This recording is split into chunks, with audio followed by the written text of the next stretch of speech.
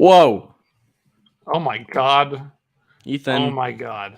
Have we done it again? Have we gone live? We've gone live once again. It's our favorite thing to do, as you all know. Hello, everybody. Welcome to another KLC Press stream, a Ryan Stegman sketch session. Sans Ryan Stegman tonight. We got good news and bad news. So if you're tuned in to see Ryan draw, bad news. Sorry. He's not going to be here. If you're here to win the Supple Boys...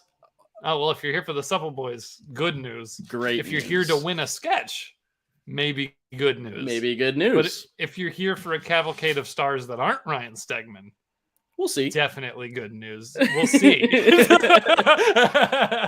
Remains to be seen. Nobody wanted to show up at the jump, it seems.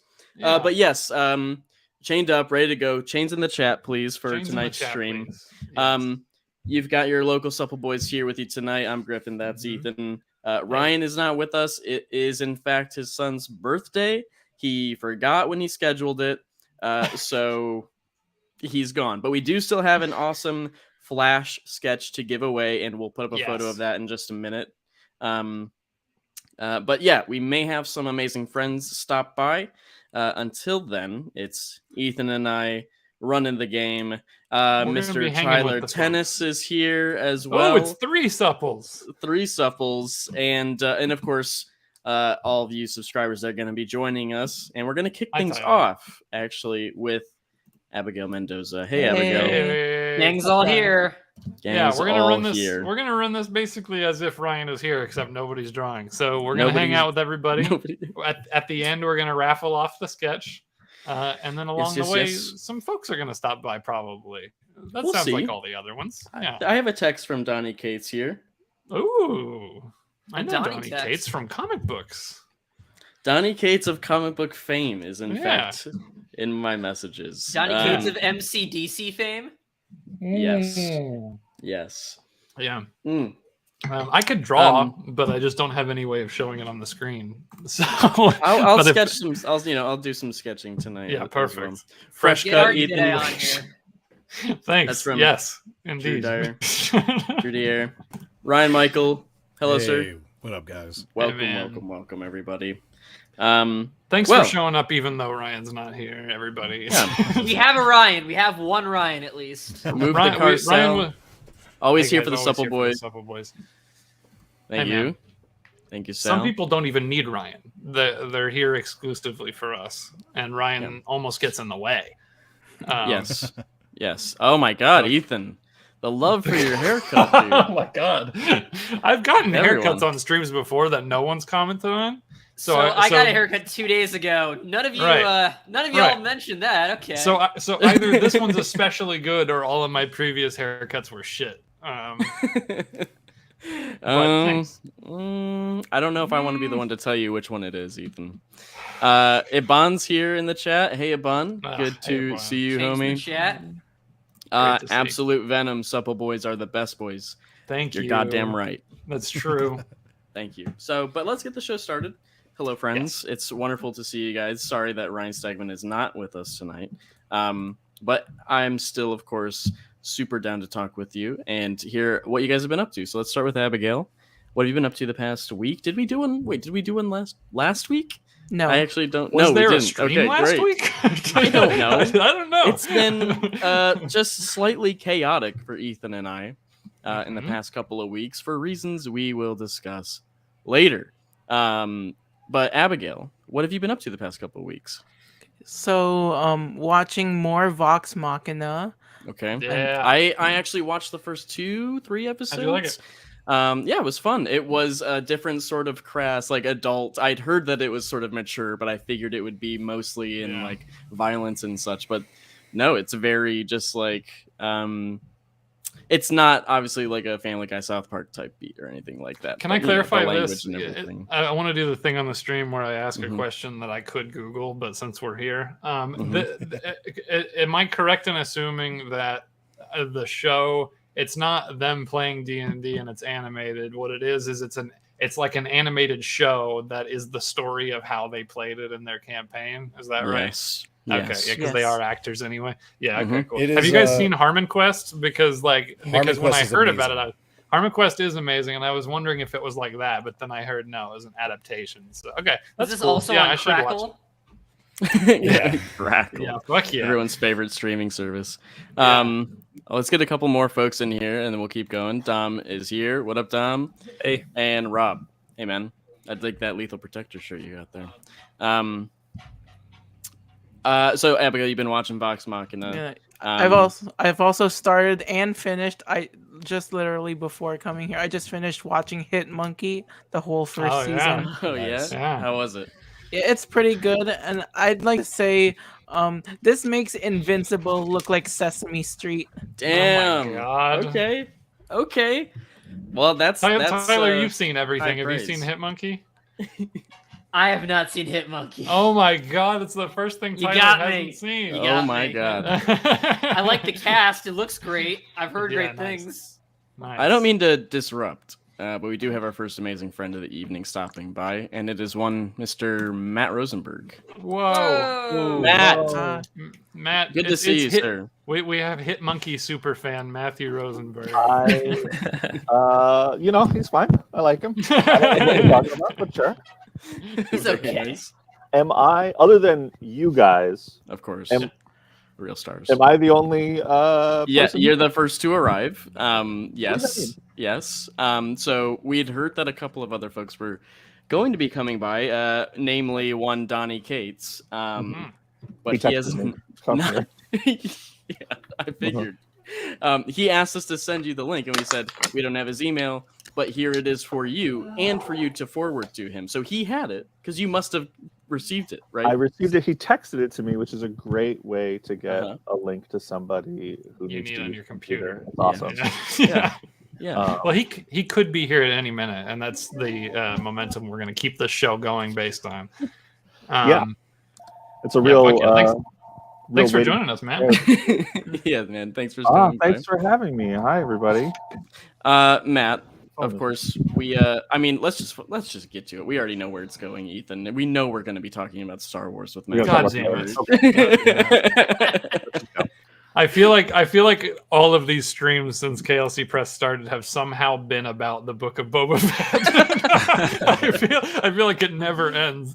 Yeah. It's fair. I actually just watched the finale last night. I put it off. Okay. All right. Okay. But you got to hear all the great reviews on Twitter. You got to hear all the great discourse about it. I kind of try and put blinders on, and I scroll through Twitter, and I move fast. But I'm in a Slack with a bunch of other writers, a bunch of the Marvel writers, and it was intense. It was an intense Slack. Sure. And I tried to avoid it.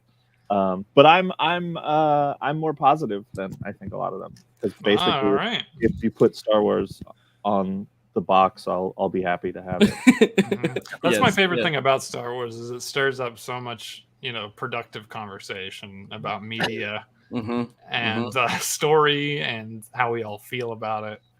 Yeah. And everybody keeps it calm and civil, which is nice. Yeah. Very nuanced discussion. Everyone remembers we're talking about something that was originally intended for children. Yeah. Which is great. Well, Matt, let's hear it. What did you think of it all? Look, I love a Rancor going crazy. Like, it's great. Why wouldn't you love that? It's a very weird thing. There are creative choices that I don't understand. Like, it's clearly going for like the Seven Samurai, Magnificent Seven thing, which is a weird choice to me, only because you already have a samurai Western Star Wars show that's spinning out of. And I thought I just assumed they were going to, wrongly on my part, but I assumed they were going to do a Godfather Scarface thing with Boba Fett. And then for it to be another Western thing was weird. Is weird. And then they paced it very strange. And obviously, like, episodes 5 and 6 when the Mandalorian show up are awesome, and I love them. There's a lot of stuff in it that's really great. There's a lot of choices that I find strange. They're not the choice I would make, but that's not, I mean, I think most of it's fine. But Griffin and I would get on the phone and we would just go, wouldn't it have been cool if the flashbacks were like to when he was like a ruthless bounty hunter, and then like that contrasted him in the modern day, and we just kept going like, wouldn't it be cool if like it was something else? Yeah. The thing that made me laugh a lot and really like try and evaluate it more was like in episode 7 when Cad Bane he like has a line about how he says like, living with the Tuskens made you soft. Yes, and I was like, so they know this. Like they recognize that was the story they were telling, was that taking the most dangerous man in the galaxy and putting him with some of the most fearsome somehow made him gentler. Yeah. Well, they were the one nice tribe of Tuskens, apparently. The one that isn't like horrible and like tortures women like Anakin's mother. They were the non. By the way, now that we've blown you up so big, that Yoda in the back is so spooky. Back there. Yeah. Oh yeah, this room's a mess. It's all good. Deal with is that a 1-to-1? Yoda? Yeah. I have awesome. That's a Phantom Menace Yoda, but I also have an Attack of the Clones. Exciting announcement. We have another Star Wars super fan, Mr. Donnie K. Hey! Hey, man. Are we already doing Star Wars? Is that what we're doing? Yeah. Yes. Why are we not doing Star Wars on this show? Because Matt Rosenberg is here, so we are in fact talking about Star Wars. Donnie, have you seen hey, Star Wars thank you for being here, Matthew. Hey, thank you for being here, Donnie. I love you. Oh, shut up. I need you to show up to your show. Shut up. It's not my show. This is Ryan's show. This is his fault that he's not fucking here. Ryan. I don't know. He has a kid? He told me that he had to go and like do a thing with his kids, but like Ryan, he doesn't Ew. even like his kids. No. Yeah, gross. Yeah, Lazar Lilic dropped in and said, "Is that Donnie Cates of Devil's Advocates Book Club fame?" Oh God, yeah, yep, that's me. That's Donnie Cates. How's that going? You're looking magnificent, sir. I feel like did you do your bleach again since the last time we spoke to you, like a week ago? No, I think I washed my hair and I use a special. Do you ever use the purple shampoo? I do. Yeah, so I used that really expensive, nice like purple shampoo that I've been using, and it really takes the yellow out of it. My wife uses that.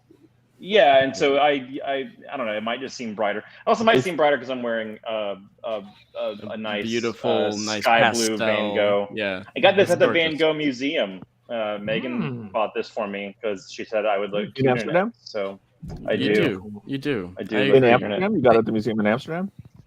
No, this was the live thing, the interactive. The live thing. Yeah, it was in LA. Megan and I were there visiting her parents, so we saw it. I got thrown out of the Van Gogh Museum in Amsterdam. Oh, why? I snuck in with a tour group. I was that'll do it. The band with a tour group, and I went in, and then I was in it for a while, and then they were all German, and I don't speak German, and so at a certain point, the tour guide said something to me, and I just went, and like security came over and was like, they said Auf Wiedersehen and they kicked you out. Yeah. That's the end of the day. So I saw half of the Van Gogh Museum in Amsterdam. Matt, have you? You probably have not, but have you seen the KLC Press Comic Creator Fight Club thing that we did that had to do with matching off you against other creators? No. Okay, so in that, Donnie goes into detail about you and your badass exploits, including with the Wu-Tang Clan. And we had you matched up again because we thought two nicest guys in comics. We matched you up with Daniel Warren Johnson. Sure. And then Ryan tells a story about how Daniel Warren Johnson, his fantasy football league he does with his church, got messed up and he cried. And so you got looking really good. Donnie really boosted your image with that video. I think that I was really in support of you, Matt, because I was like, I was like, Matt, people might not know this because you are such a nice guy, but I happen to know that you're one of the only people who fuck with the Wu-Tang Clan and survive. So like that's I put money on you like a motherfucker. I don't know if you guys noticed, but I've put on the prequels. Oh fuck yeah! Very good. So Very good. You can watch that. Great. So it'll be a good conversation piece. The greatest.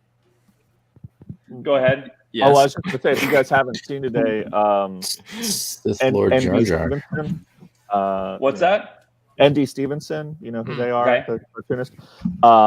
Their Substack today, they have a Boba Fett fan comic that was really good. Oh, cool. It's like long and intense fan comic about Boba Fett, or about Boba growing up on, you know, and like Sam Wessel's in it a lot. It's really fun. Nice. Cool. I would be interested in. I'd be interested in watching or reading or being exposed to some sort of a Boba Fett story in which he does anything. He rides a Rancor. He rides a Rancor, and then he falls off. Yeah. Why? Okay, a couple of things with Boba Fett. Sure. I, to this day, throughout that entire show, no fucking clue why he wants what he wants. I have absolutely no fucking clue why he wants to do this job. And then in the last issue, the last episode, he's facing down with the fucking salamander looking dude, the Cad Bane, and he goes like Cad Bane is like the audience in that moment. He's like, why are you doing this? Why do you want any of this? Like, what? Why are you doing any of this? And Boba Fett goes, because these are my people. And I was like, what? When? Why? Are you from here? Are these really your people? What the fuck are you talking about? And then I started thinking about it, and I was like, this entire show begins with this kind of like the most interesting part of it was like him with the Tuskens. And like, you know, there's this idea of like Boba Fett being a man who kind of doesn't belong, like he's not a Tusken, but joins the Tuskens. He's not, he's not a Mandalorian, but like wears the Mandalorian armor, right? So he's like a man who, you know, adapts and survives. And so he's with the Tuskens and he gains their trust and all these things. And then the entire series goes on. And then the big conflict, kind of towards the last like couple episodes, right, is that this syndicate is coming into this small town, and they're doing like a Butch Cassidy and Sundance Kid or the Magnificent Seven, you know, Seven Samurais kind of a thing, where they're gonna hold down and fortify this place, and they just need backup, and like they're like waiting for backup and all this stuff, right? A couple of things that are wrong with that. The Seven Samurai and the Magnificent Seven and everything, they were holding that place down because that place was a place that was really important to them. Like they were like, no, this place is ours and we're going to stake this out. In the last episode of Boba Fett, Boba Fett's like, hey, we should go to this secure place and hide out there. And then some like street punks are like, no, we should hold down this place because it's important. And Boba Fett goes, okay. There's absolutely zero reason whatsoever why he gives a fuck about that like empty bar. I did really like the idea that Boba Fett was like, let's go fight the war in a fortress in the desert, and the guy who's from the town was like, no, you should fight it here, because that shows a real good, like, people in cities love it when you bring a war into their and that's my point, Matthew. My point is that, like, in the Magnificent Seven and in Seven Samurai, the syndicate was coming for the people of that town.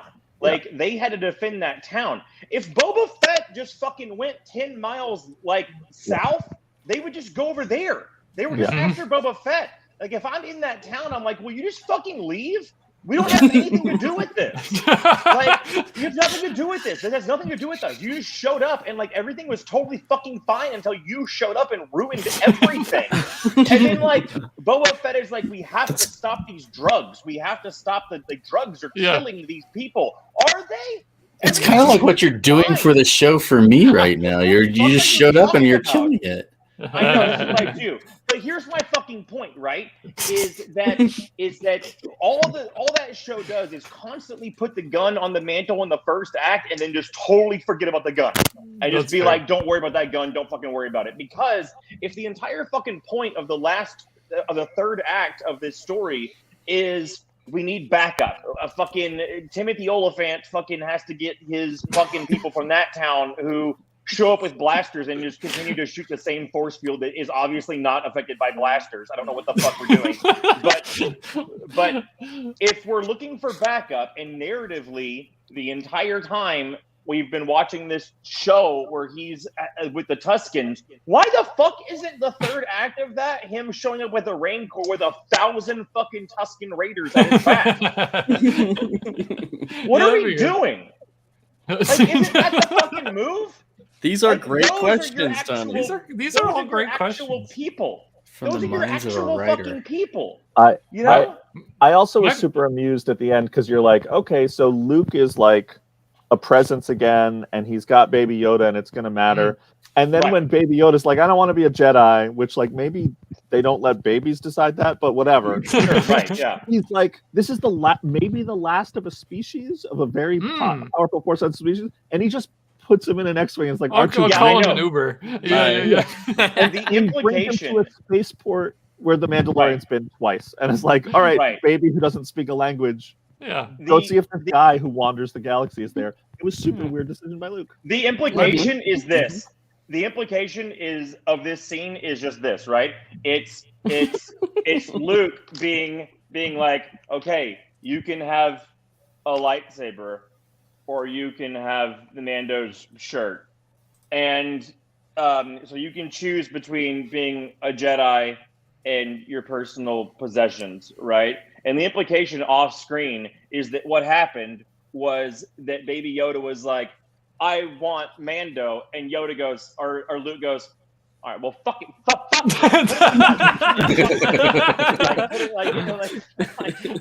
It's like, fuck this baby. Put him on a fucking ship. I'm fucking done with this. And like, you know what? I gotta say this too, is like, if I'm like Ahsoka, or if I'm any other Jedi in the world, right? Like, there's been so many fucking Jedis, and for the most part, there's only like one family that has produced a space Hitler, and it's Luke's dad. And of all the Jedis in the world that should be building Jedi training schools, if I'm Ahsoka and so I'm like, maybe we should, like, I don't know, like, Luke's like half robot now and is dressing in black, and like the last time that happened, I don't know, maybe we should. He doesn't seem to give a shit about that baby frog. Yeah, no. I just, you know, I'm beginning to come around on the idea that Star Wars sucks. I know this is a very new kind of a thing for me. But God Almighty. And also, there's a moment where the Mandalorian, so we're told in the first, or like the last season of the Mandalorian, that whoever has the Darksaber will be like the ruler of the Mandalorians, right? Yes. Right? Okay. Yeah. But then he's on whatever that fucking space station was, and the Mandalorian lady who's in charge is like, have you ever taken your helmet off? And he's like, yeah, which also lie. Just lie. There's no way to prove that. They're all about honor. And she's like, have you taken your helmet off? And he's like, yeah, I have. And she's like, well, you're not a Mandalorian anymore. And if I was him, I'd be like, well, I have the Darksaber, bitch. You're not a Mandalorian anymore. You want to do something about it? What? Like, what? And also, the Mandalorian, if you want to talk about honor, right? The Mandalorian has given up every creed and everything that he holds dear, like the things that he believes in, is dedicated his entire life to. He made a choice to give those things up for Baby Yoda, because he found a youngling who he sees himself in and wants to protect. And he believes in that so much that he will give up everything, right? until he's in a burned down fucking bar with Boba Fett, who is like a gangster who is holding a town hostage, who is an absolute piece of shit, and this guy who gave up everything for Baby Yoda looks at this piece of shit that he's known for a collective week in his entire life and is like, I will die with you here today. What the fuck are you talking about? Like, Boba Fett almost begs him to leave. He's like, you should get the fuck out of here. Like, we're all gonna die here. And Boba Fett seems like he wants to die so much. Like, he continuously puts himself in situations where he doesn't think of any way to get out of. He never has any plan. He's almost anti-plan. He shows up in a town and is just like begging people to kill him. Like, the look of disappointment on his face when like the Jabba twins come in. These poor fucking animators. Okay, there was a whole fucking 2 episodes. There was a whole 2 episodes where the Jabba twins come in and say, this is our fucking town. We're going to take this shit back. And Boba was like, fuck yeah, let's go. I want to die so bad. And I hope that you guys and your big, like, in Nubaka are going to fuck me up. And I'm going to finally get to fucking die. And then an entire episode goes by. And then they come back and they go, hey, never mind.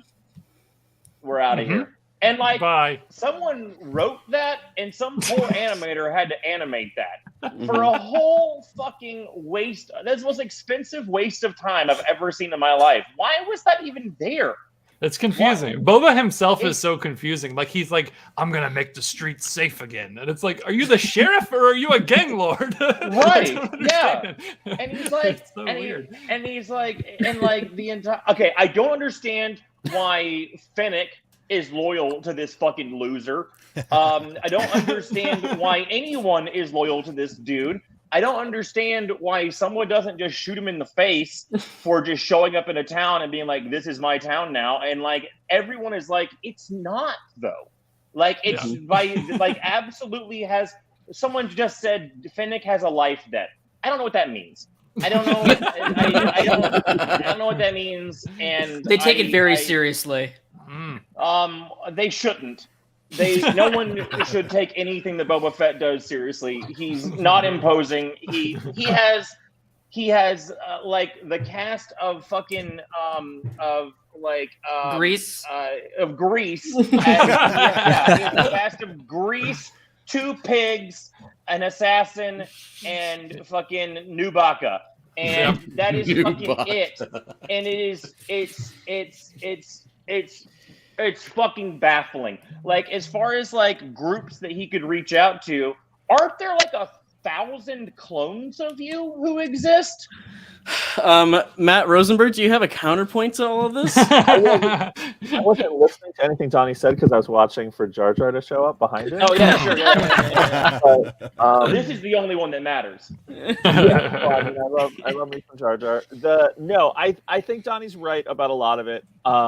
They make really weird choices for a lot of what happens. They're definitely trying to soften Boba Fett for reasons that are baffling. Yeah, why? And they do, but I don't know what that gets you because the Mandalorian is already sort of the sympathetic, soft, right? Yeah. Yeah. So now it's just like single dad Boba Fett, but he doesn't have a kid. Yeah, which is weird. I think you can see the DNA, like they're pulling from all this stuff. Like the other show is so good at like just referencing stuff and barely covering it up and being like, this is an homage to, Kurosawa. This is an homage to, Gunsmoke, or, whatever it's doing, it does it well.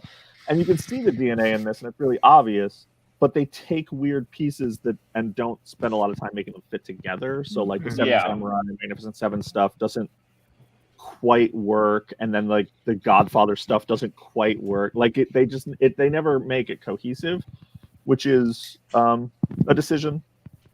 But my guess is that it's a decision based on speed. Did you guys like the Luke Skywalker appearance though? Because I actually thought it was great. I thought it worked a lot better. I liked that too. I did like that. Although, again, fucking putting things on, like putting a gun on a shelf. Like, okay, there's a way where, okay, at the beginning of the last episode, it opens with a fucking X-Wing coming down and Baby Yoda is revealed, right? Okay, fucking whatever, right? But there's a way that they could have done that, which I think is so much more thrilling, where if you just didn't do that at the beginning, if you were in maybe the third act of the last episode and they got their backs up against a wall and these fucking drone force field drones are just like tearing the town up and everything, and they're just like, we're gonna die here, let's Butch Cassidy and Sundance Kid this, and then out of fucking nowhere, like hellfire just starts raining down from above, and they're like, what the fuck? And then X-Wing just fucking like cuts down between the clouds and then it fucking like lands, and then out of nowhere there's like a big explosion and the droids get fucking cut down and there's an explosion and the smoke clears and Baby Yoda is there with the fucking lightsaber, because we just watched an entire episode where Luke specifically is training him to fight droids. Like, he just trained him in combat to do this very exact thing. Instead, his entrance into that battle is cowering in a rickshaw. He's a what baby. Are we doing? He's a What are baby. we doing? Listen. I think everyone... really quick. I have one more. I have one last point. No, I have one last point to what Matthew was speaking of like why they're softening him for no reason, because we already have Mando. There's a world that exists where the Mandalorian show was about kind of this hardened, bounty hunter kind of a guy who turns into like Heart of Gold kind of a guy and becomes this hero, which is exactly the plot of Boba. Like, they just did the same thing over again, right? But there's a cool world here where they could have done the complete opposite with Boba Fett, where it's way more of a Breaking Bad, and he just turns more evil and more evil and more evil, to where at the end, Mando has to come and take care of him. And then those two things intersect with these two characters who are just like, a repaint of the same character on the same armor. Like these two, like there's two fucking Star Wars shows of the guy who wears the same outfits. Come on. And like there's a world in which like this culminates in the Mando show and the Boba Fett show having to go against each other. Like Mando having to come in and fucking take care of him because he has become this, what's it called, a domo or whatever, like this like gangster, and it's like getting out of control and whatever. Like that is, to me, sexy and more Star Wars to me. Like this idea that like we have to, like, Star Wars has this, like, it's like a Fast and the Furious problem. Like every Fast and the Furious movie introduces a bad guy, and then in the next movie that bad guy turns into a good guy and joins the team. Every without fail, that's what happens. And Star Wars has this weird obsession with, they're obsessed with two things. They're obsessed with rehabilitating bad characters who were awesome because they were bad. Like they started doing this, and like Darth Vader was fucking awesome because he was fucking evil as shit and he was cool as fuck. But then he turned into a little boy who was like, pod racing is awesome, and then he was fucking lame. And then they keep on doing it. I know you love Hayden Christensen so much. They did it with Boba Fett, and they keep on like rehabilitating. They're obsessed with that, and they're obsessed with suicide. Everyone kills themselves so much in Star Wars. It is fucking crazy. I'm shocked that Boba Fett didn't kill himself. Say it is bizarre that they decided to take the character that Darth Vader had to tell, like, hey, take it easy. Like maybe I know. And like there's a scene where Fennec like pulls a gun to, like, she shows somebody a gun in order to make a conversation go forward, and he goes, "Don't you think you were going a little far there?" And it's like, what do you mean? Darth Vader told you to stop disintegrating people. Who the fuck is this guy? I will say I think there's also like, I get your point, Donnie, about escalating it, but I think there's also a really smart show that's the inverse. That's Boba Fett comes out of the Sarlacc and is like, I almost died, and all of this was for fucking nothing. and like I just want to retire. Yeah. And you can even do the Tusken stuff and maybe learn that. And then he's dragged into a conflict, but that's not actually what they do. He comes out and runs for legitimate political office. He comes out and shoots Tuna in the face and is like, I have your job now. And that doesn't like you can see where they, and I wonder how much of that is that they had the end of The Mandalorian season 2 where he shoots Bib Fortuna, and then we're like, oh shit, we want to do the Godfather bit of like, just as I was out, they pull me back in kind of moment of like Boba Fett being like, I'm retired. You know, it's the Unforgiven. Like, I'm sure there was a Unforgiven of like the old badass who's retired. They wake up. And that's a whole genre now. I mean, that's what John Wick is. That's what Logan Nobody is. That's what, you know, like all these things are. Logan, And so, like, I'm sure they had the conversation of, like, can we John Wick Boba Fett? But the problem is when you first showed him in a different show, it starts with him shooting a guy in the face. He doesn't have what Mandalorian has and what John Wick has, which is that, like, the dog or the baby Yoda. Like, like he doesn't ever have the thing that we're like, okay, he should fight for that. Like, that's the thing that he should be fighting for. He doesn't have Nicolas Cage's pig. No, he doesn't. He doesn't have a trouble with it at all. And also, I wanted to point out one thing. There's when the salamander guy, what's his fucking name? Cad Bane. Okay, and then what's Timothy Oliphant's name? Cobb Vance. Oh my god. Simple, very straightforward. Yeah. Okay. All right. So there's a scene where Cad Bane is like bragging about killing Cobb Vance, right? Yeah. And Vance, TH. What? Vance, VANTH. Vance. All right. Could you pronounce his name right, Don? For the love of God. All right. Yeah. All right. Fucking Timothy Oliphant. The salamander dude is talking shit about Timothy Oliphant and is like, you should have let him keep your armor and everything, right? And then fucking like Boba Fett starts to like lose his cool. Because like that he like takes that personally, he starts like freaking out. And I was watching it and I was like, Boba Fett never even met that guy. What the fuck are you talking about? How would he even know who that is? Like, no, they met last year. Mando got that armor and brought it to him. I don't think he ever even had a discussion about who got it from. Does he not see it? Because when you see Boba Fett for the first time, he's watching the Mando leave with the armor. So was he not watching?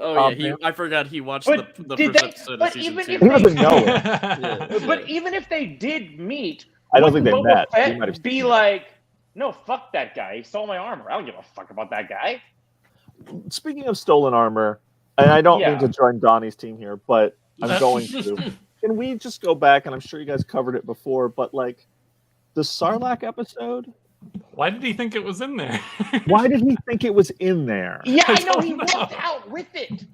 He walks out with it. The audience knows it's not there. We see that he knows it's not there. And we know that's not where he gets it.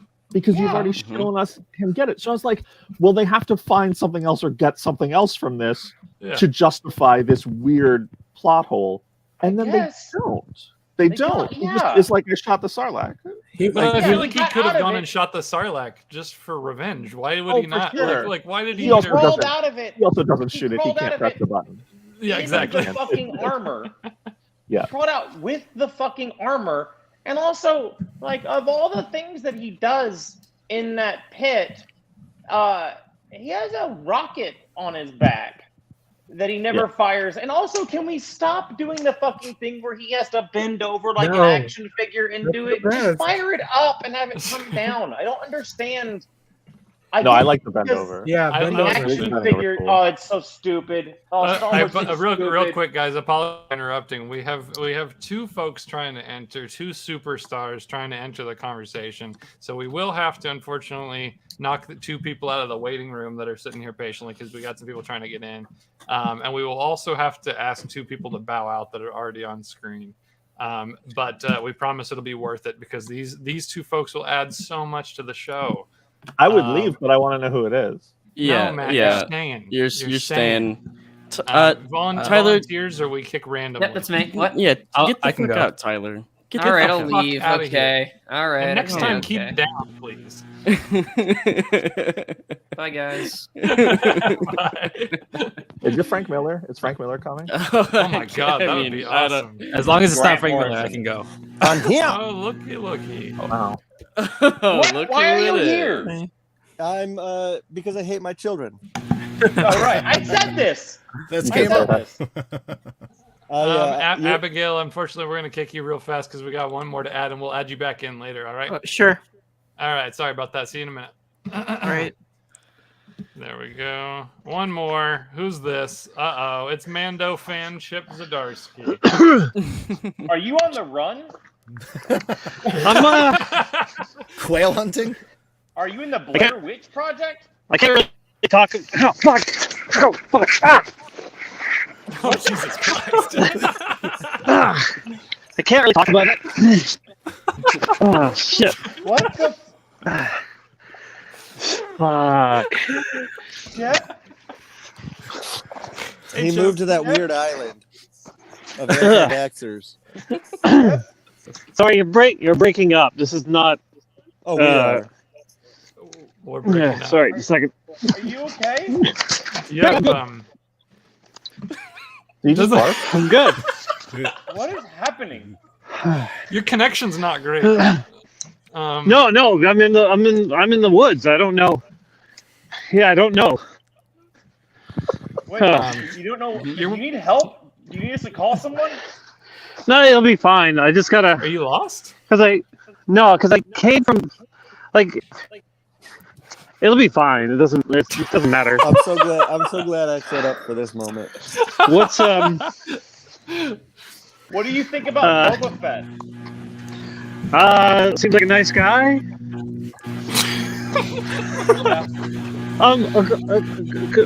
Question, I only watch What the fuck is that sound? I don't know. Are you being abducted by fucking aliens? What is that? I don't know what the sound is. Are we recording this? Can someone hit record? Fuck! Oh, God damn!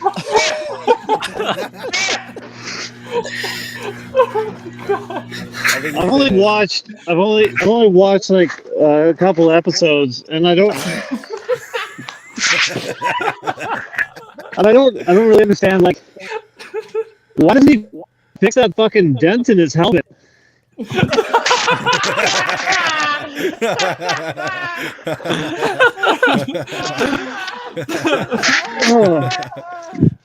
There's probably gonna be some fucking Charles Soule comic about how he got the dent and why it's important to him. Oh, fucking guy. God.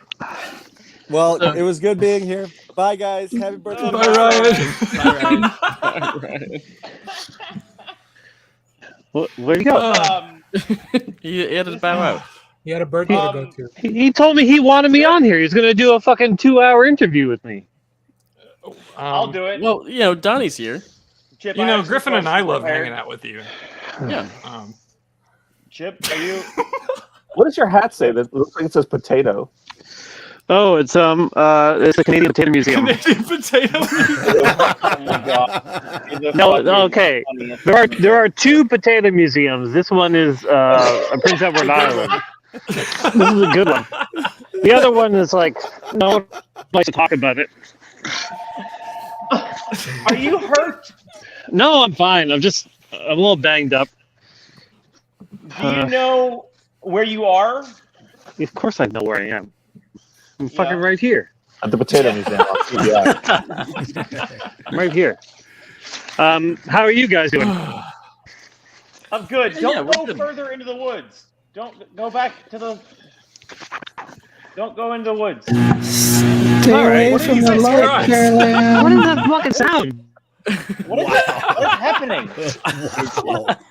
I don't know. He's living his next mini-series. It's all right. This feels like a cry for help. No. Yeah. So what's going on?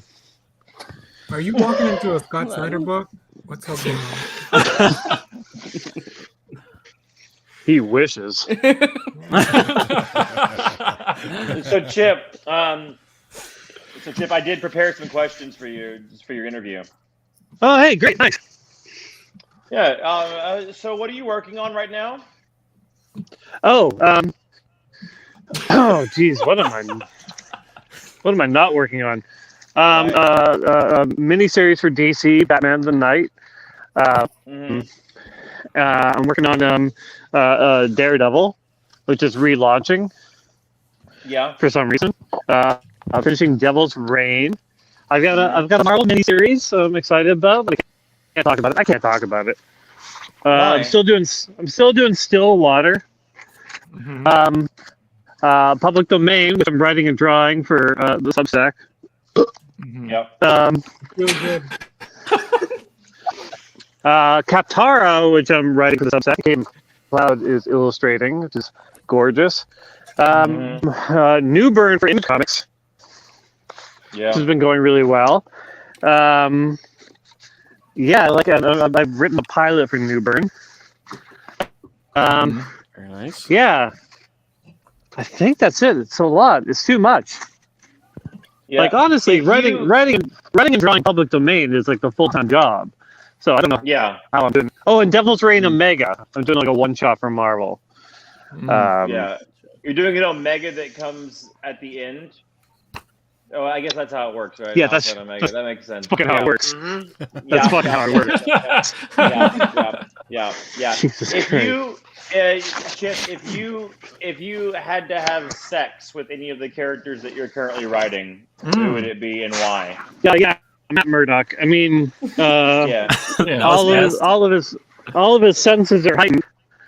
So he knows fucking exactly to do down there. He knows exactly what to do. All over there.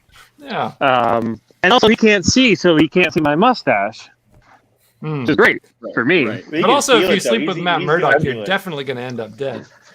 Yeah, you're going to die. That's fine. Yeah, that's fine. or he'll make you forget about it. Yeah. Okay, that's great. If your wife had to have sex with anybody that you're writing, that's a good question. Oh, that's a great question. I mean, can I also pick Matt Murdock? Yeah, I mean, I was gonna say that's probably. I mean, you guys should just do it all at the same time. He can. No, you know what? I want a soft swap in the room. Me and Matt Murdock, and my wife with fucking Foggy Nelson. And I want her to look over.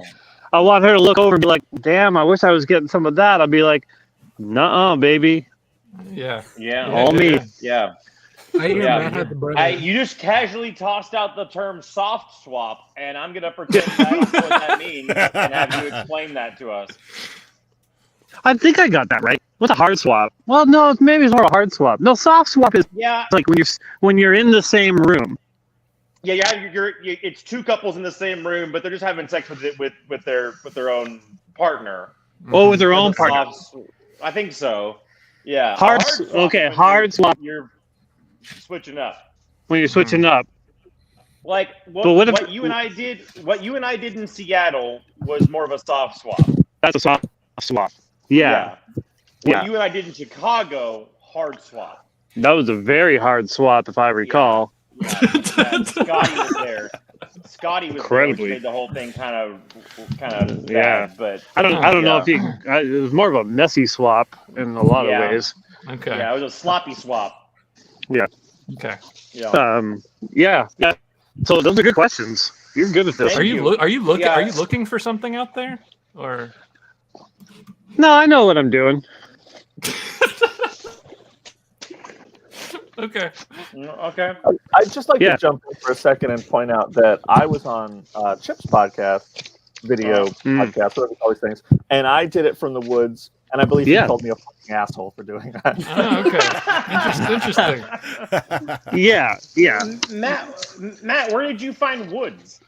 I was camping. Chip asked me to come on his show, and I said yes, and I was camping, so I just walked away from my campsite so I had reception. And But the difference is he was camping, whereas I'm lost.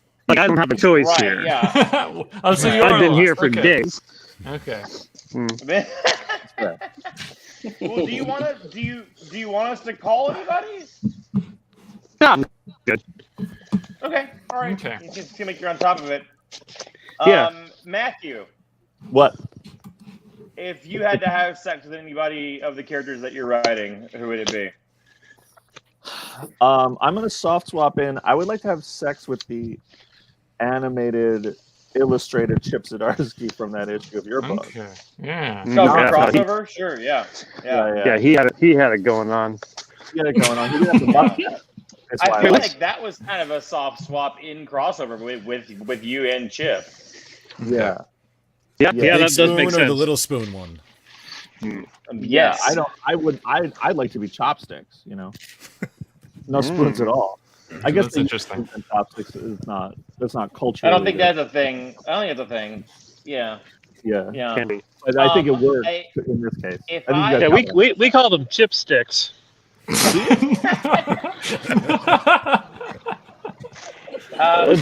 Donnie, what's your answer to that question? Probably the newest character that was revealed in crossover recently. Oh, yeah. Yeah, me. Yeah, I would probably have sex with me. Yeah. Oh, look at Yeah. Boba. But the bearded version that's been in prison, or the flashback version? Ooh, interesting. No, no, the one that looks just like me currently. Oh, okay. Yeah. Sure. Yeah. I think that makes a lot of sense because you're a busy man, and that would just get it over with really quickly for both of you. Yeah. Well, we In and know out. exactly how to get things done. Yeah. Yeah. We know how to just get in and get out. I sort of can't really answer this question in earnest because most of the characters I write are children. Oh. It's not cool. Oh, to, like, why'd you have to? I mean, God, why do you always have to fucking ruin things? just I mean, do you it. could answer it earnestly. You just shouldn't. Yeah. Not Matt, gonna- what's up? of all the children that you write, which one do you think is the sexiest? Huh. Wow. Yeah, sexy children are awesome. There's your quote. There's your bleeding cool quote. Yeah, Jesus Christ. there's your. Wait, is Rich here? Rich is not in the chat tonight. We can shoot him an email. I don't. You know, I think I view all my children like I love all the characters. I view them all as my children, and I view all my children as equally sexy. There you go. Okay. That's just That's like I'm really a good sweet. parent like that. Yeah, I like Yeah. that. Hey, did anybody watch the last episode of Peacemaker? Yes. I've seen half No. of it. I haven't seen it. I'm not allowed to watch it because Too scary. yeah, it's too scary. No, no, Megan's out of town, and so I'm not allowed to watch any fucking TV show. You Just guys, the Phantom Menace on loop. Yeah, just this. If you guys don't, people who aren't married or in a relationship with somebody don't know that you end up watching everything with your partner, and then when they leave, you're not allowed to watch anything. Fuck that. I do whatever the fuck I want. Damn. Yeah. Yeah. When's the last time you saw your wife, Chip? I do whatever I want. What? But when's the last time you saw your wife, Chip? I don't even know. I was busy watching TV. Any TV I wanted. Right. Is that what you're looking for in the woods? Is your wife out there, Chip? I don't care where she is. Yeah, Chip. Hey, I do have one last question on my list for our interview. Yeah. Are you okay? Yeah, of course. You? No, I meant just like with everything going on with you and your wife and stuff. Like, are you all right? Look, clearly I got the definition of soft swap wrong. Yeah.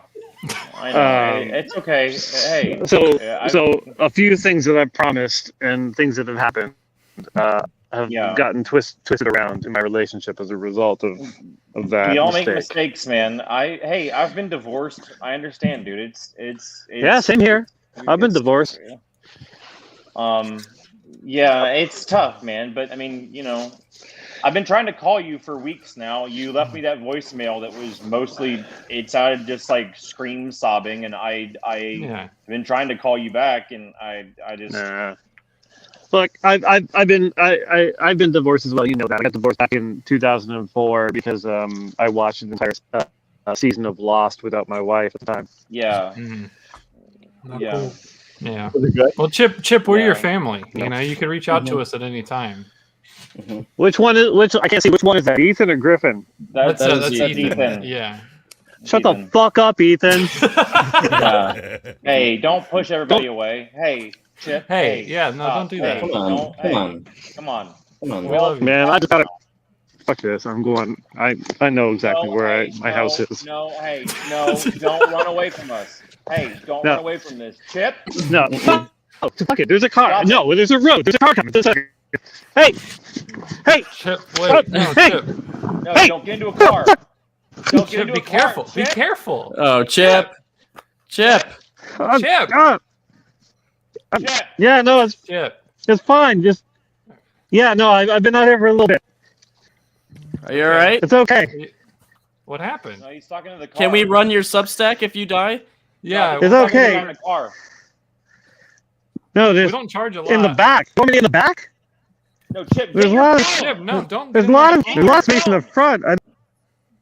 No. Oh. Okay, it's Dom Gomez time to shine. Don't eat the mushroom. Oh my God. I want to point out that Chip said, "I know exactly where my house is." Real quick, I wanted to that is give the floor to Danny. Danny's got to bow out for the evening. That was... So, Danny, did you have any questions? No. I'm sorry, everybody. We've been going and having a great time, obviously, with Danny, all these, folks. Danny, do you read my comic books that I write? Well, I have this one. Okay. This one. Okay. Danny, my shop was out of Hope. So I'll pick it up somewhere else. Danny, of the books that I write, who would you want to have sex with? Oh my God. I think the Hulk with the suit. Damn. Yeah. Good pick. Yeah, you're not going to survive that. Only because I don't want to spoil the latest issue. Okay. My answer is the last page of the latest issue. Okay. Oh, you're talking about Thor. Or wait, no. You talking about Hulk? You talking about Thor? Hulk 4.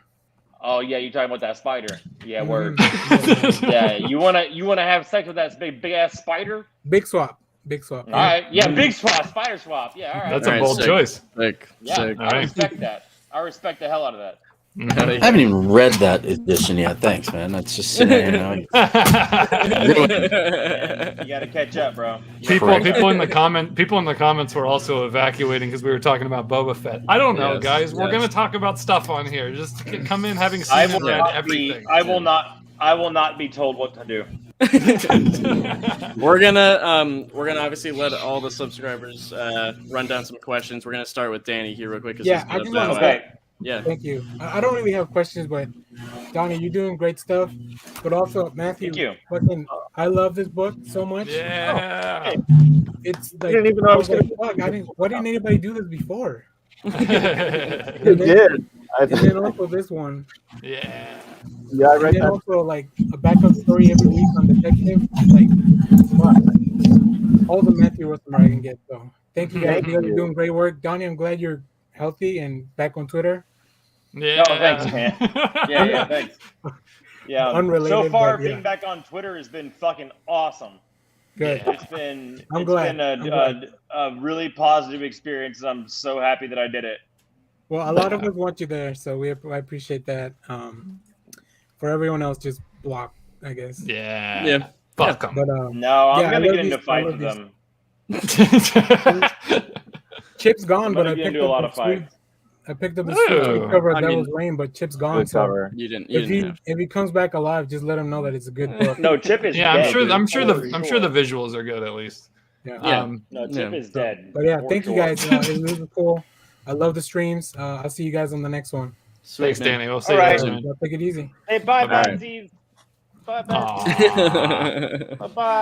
God, there's so many guest stars in this episode. There are. I wanted to I wanted to bring Abigail back in here real quick and see if Abigail, if you had any questions for Matt or Donnie before we start just kind of going through everybody. Or any condolences to send Chip's way. True, yeah.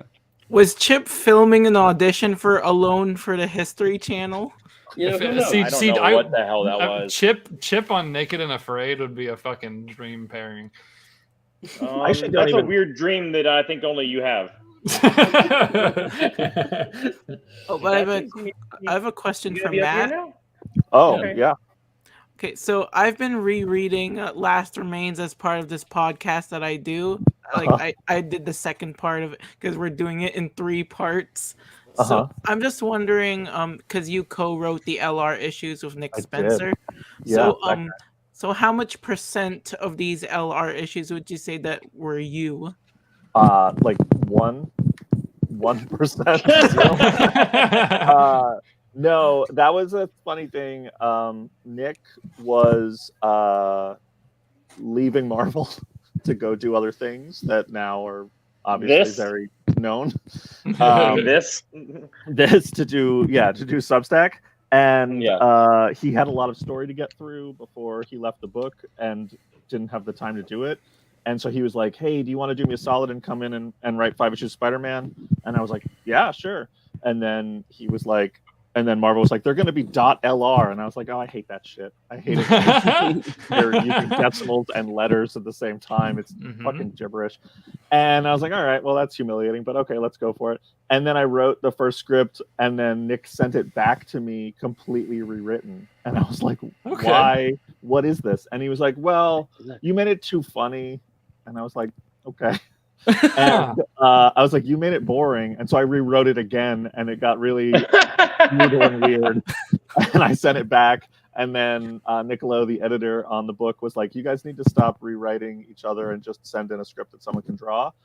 And so after that, it's around 10% me. No, it's more than that. It's more than that. I thought you were going to ask me a question about the plot, which I would not be able to answer. Understand. Real quick, we have an encouraging message from Chip in the chat. He says, I am okay, followed by, my name is Chip Zdarsky, and I am a comic book writer and artist, and I am okay. Look at that picture. Our prayers have been answered. Reach out if you need help, Chip. We love you. That's really I appreciate the candid conversation about the LR issues. that's fascinating. Oh, no, it's fine. It's like I think at one point a lettering pass came in and they were like, do you want to do a lettering pass on this? And I was like, I didn't write it, so no. It was not. I was already working at DC on stuff, and you were checked out. You're pretty checked out. I was a little, if it was my book, I'd be into it. But I was doing Nick a favor that he didn't need done. Like, if he had time to rewrite the whole issue, he could have just written it. Yeah. So I was just like, okay, well, I'll just take a paycheck and have my name on it. But I did do some stuff. There's some stuff in there that I really like. There's a reference to a restaurant I really like. That was me. That's nice. Yeah, yeah. Barney Greengrass on the Upper West Side. It's a good restaurant. Yeah, what was the reference? Like, why did it come up? MJ goes, I'm going to Barney Greengrass. Nice. Yeah, pretty great. It's a pretty great reference. No, I don't know. There's I'm being dismissive. There's more of it that's me than not, but it's definitely a weird collaboration. You and I did that one time, Matt. We did that on Marvel Night. Where we wrote a book together that we were both pretty checked out on. Yeah, and then I was checked out because we wrote it together, and then they were like, Donnie Cates is writing this, and I was like, oh, thanks, Marvel. Yeah. And I was like, I wrote it. Yeah. It was cool. It was nice for them. Appreciate Matt that. And I. Well, there's a lot to that. So they called me and they were like, hey, we want you to relaunch the Marvel Knights line. And I was like, wow, that's a fucking huge honor. And they were like, yeah, we need it in like 2 weeks. Yeah. And I was like, oh, okay, cool. And I was like, can I get help? Can I get all my friends to come and help me do it? And they were like, sure. And so I called Matt, and I don't think that you and I had cast the book yet. No, when we plotted it, we were talking about it at the same time. We were doing both at the same time. But it was Matt and I. Like it was like 100% Matt and me on the phone for like 10 hours. Yeah. I mean, I was conservatively. The thing I remember most about it was that I was in LA and staying at my friend's house, and at one point you were like, "What the fuck is that noise?" And I was like, "There are coyotes fighting on the street in front of me because it's sunrise, and I can't be inside because my friends who I'm staying at their house are asleep. So I'm outside, and there's a coyote fight down the street." We literally didn't sleep. Boulevard. We were up until the sun came up, plotting this thing because they needed it right away. And Matt and I broke this entire story issue by issue, scene by scene, and then was that because the anniversary had come up? Was that why it was such a quick anniversary turnaround? was ending? It was because the 20th anniversary of Marvel Knights was about to pass, and there's some more to it, but I can't really talk about it. Not my story to tell. But and maybe not a story that will ever be told. Probably never be told. They suffice to say that they needed it fast, and so they needed like 6 different artists, and they were expecting me to write the whole fucking thing, and I was like, I can't do that. I need help, and so I was like, I'm gonna bring Matt on, and so Matt and I wrote the entire fucking thing, and then we hired Teeny and Vita to come in, and Marvel took care of the artists for the most part, and then and then we just like split up into chapters, and we all wrote it at the same time, and then the press went out, and it was Donnie Cates is the showrunner of Marvel Knights and is writing all of it, everything, and we were all like, "That's not true." Okay, all right, cool, but it was all Matthew and me, so. But so speaking of having your names on things that are fun. Anyway, were you guys? Did you guys feel any? Did you feel good about how that went down at all, or was that another? Because because you talk. I know Death of Inhumans you often bring up, but like I was wondering if Marvel Knights was something that you guys walked away from with good feelings. I think there's cool stuff in the book. Yeah, there's definitely some cool shit. Yeah, it doesn't. Yeah, it doesn't go anywhere. No, and it it's like do anything. Yeah, it's an event that leads to nothing. So it's I mean, you should buy it so you get a royalty. But. That's the weird thing about that was the weird thing, right? Is that like if you were to ask me to like relaunch the Ultimate line or like some of our other endeavors and stuff, like there's strict parameters of like what those things are. Yeah. But like the Marvel Knights line didn't really have like the only thing the Marvel Knights line really had that was like a defining parameter was that the creators were their own editors and like basically did whatever they wanted to do, you know, and we didn't have that. And so the other thing about Marvel Knights is that it was kind of half in continuity, half out, like. You know, in Marvel Knights, Daredevil, like Mysterio kills himself, but then like Mysterio is for sure not dead in like the rest of the, you know, Spider-Man line and stuff. That's true. So like, it was always like, are these stories? And it didn't matter. Like that was the cool thing about Marvel Knights is like it didn't fucking matter. It was just cool stories for cool stories' sake. So we just told a story that was just like.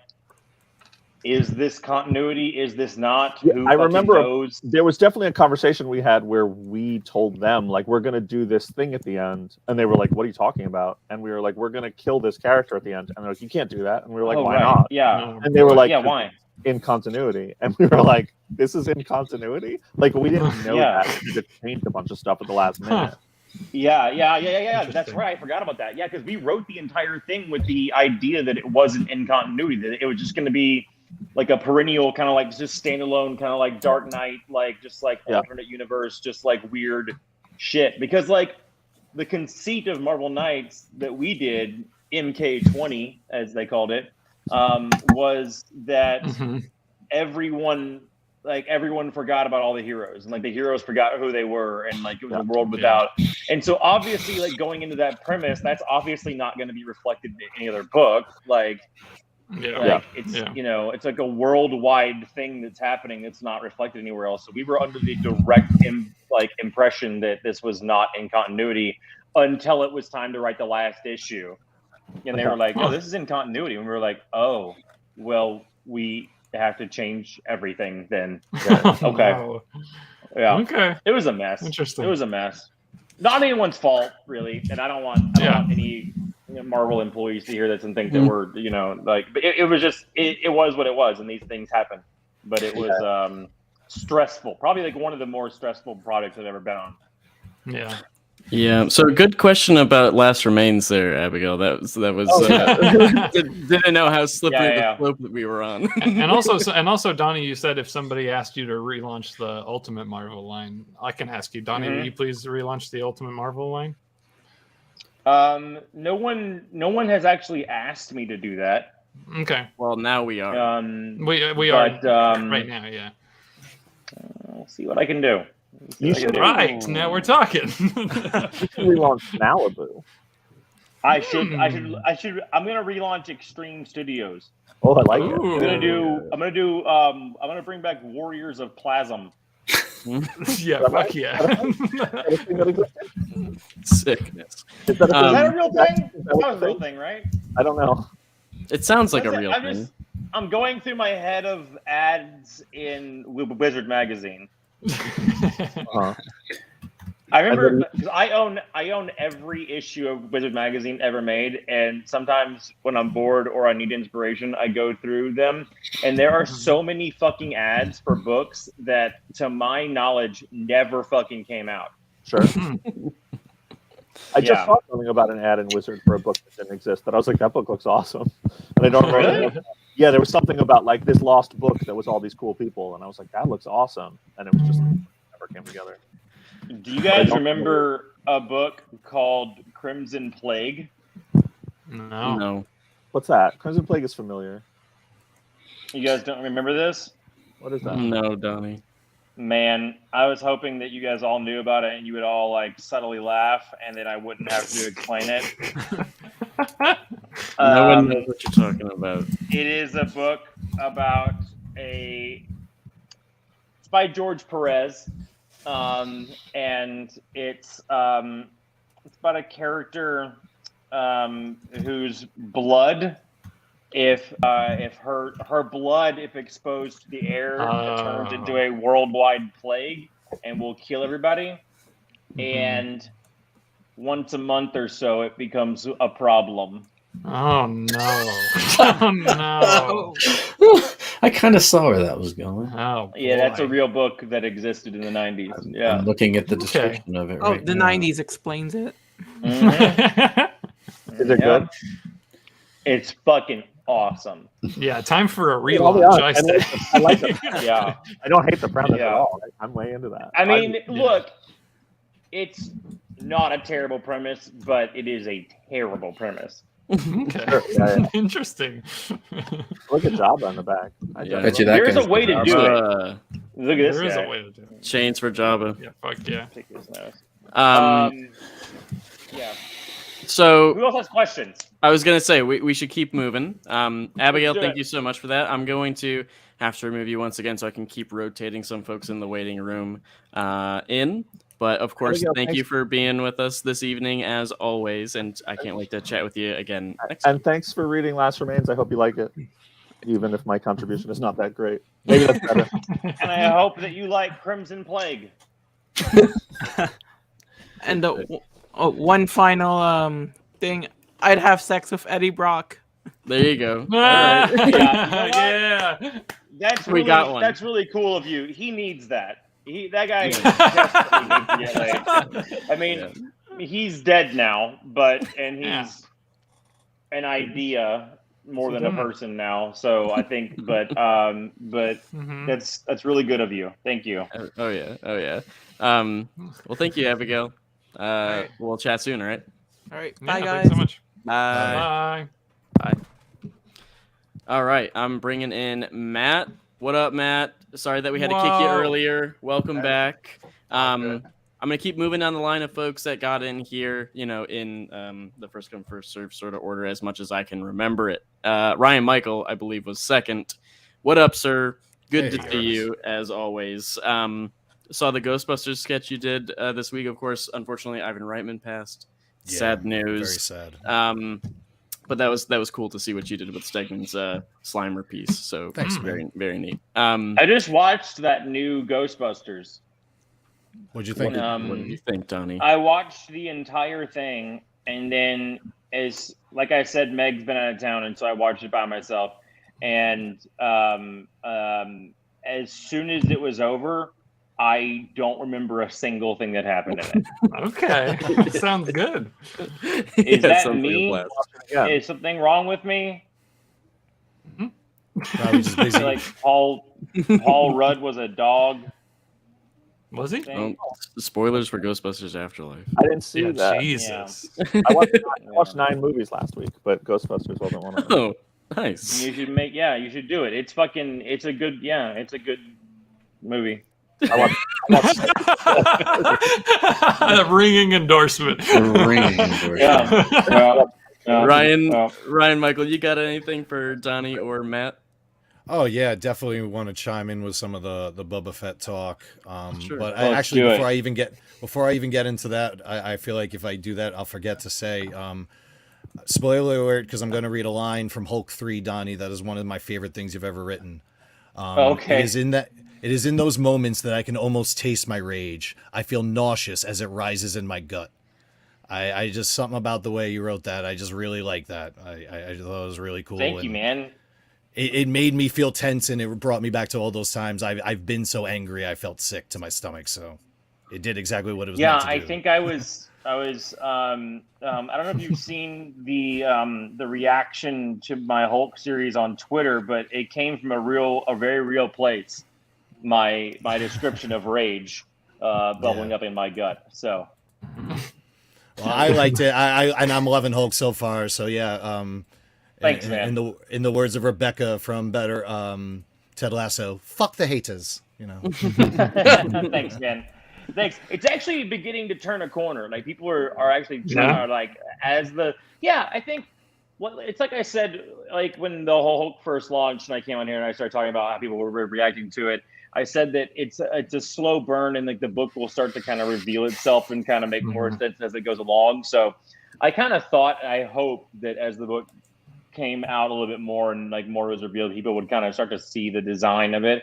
And they are, and people are starting to. Yeah, it blows my mind when people aren't ready for like a new take. Like you compared it in the interview to the Mark Waid Daredevil shift. Like, it's like that's so interesting to me. Like sometimes you got to flip it around. You got to turn it inside out. So it's awesome, and obviously you can't wait for Hulk number 6. So I pre-ordered at least 2 or 3. So. Oh yeah, it's gonna be real weird. Yeah, it's gonna be pretty sweet. And before I do want to talk about the Boba Fett things, but if you guys could blow me up, I want to show some things off because Donnie, I know you're huge into collectibles and toys and stuff. So I got Grogu right here. Oh, I got dude. Megan's office is so fucking creepy. Megan has every Baby Yoda thing that's ever existed, and her whole office is just fucking covered in it. I think she might want a baby, and I'm trying to avoid it as much as humanly possible. So don't do it. You're filling that void with Baby Yodas for as long as possible. Yeah, right. Yeah.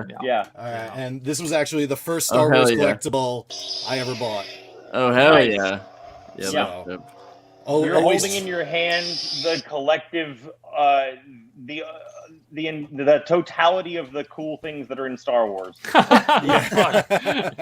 Whatever. And then just this week, this bad mamma jamma came in. I got to move the crew.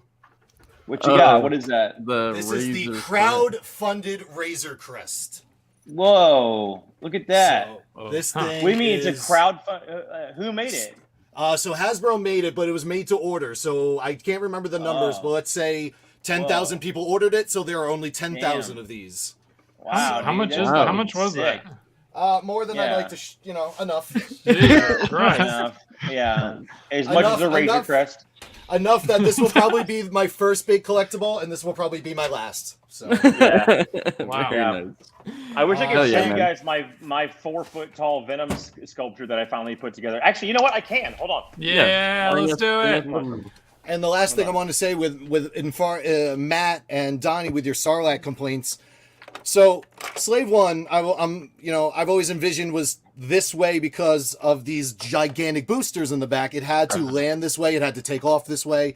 Mm-hmm. So in the Sarlacc scene, which again, I agree, completely unnecessary and silly, the thing was completely inverted. How was it even in how was the force? Yeah. Like, I don't understand. So I remember having my brother just ask me, how is it even in the air? And I didn't have an answer. So, yeah. Beautiful. Hey, blow me up real quick. It's Donnie Cage. Oh, shit. Whoa. Very dope. You don't have a sense of scale, Donnie. Oh, wow. Yeah, okay. Well, this is my hand. That's pretty big. Yeah, it's pretty fucking big. Is that based on a particular image or artist style? I don't think so. No, it's pretty cool though. I have a different head. Hold on. He's a tongue head. Hold on, I got a head here. Hold on. It kind of looks like a Crane version. Like Clayton Crane. Yeah. Yeah. Oh, that's cool. That's very cool. Yeah. That's pretty cool, Sexy. Donnie. Are you a Venom fan? Me? No. Yeah. Okay. Hate it. Cool. Real quick, we do have Kenny Porter in the chat. He was saying, "What's up? What's up, Kenny? Glad that you're with us this evening." Hi, Kenny. Hi, Kenny. Ryan, thanks for sharing those. No problem, guys. I just want to say one more thing to Donnie. I heeded your advice, and I was the first one in the store. I got 2 11s, the best 2 they had. So thanks for the heads up. I made sure I beat the rush. He's ready. What do you think? I loved it, man. I loved it. It was really cool. I made sure my friend that likes that property, I made sure I told him right away so he could get on it. So. Oh, are you trying not to spoil it?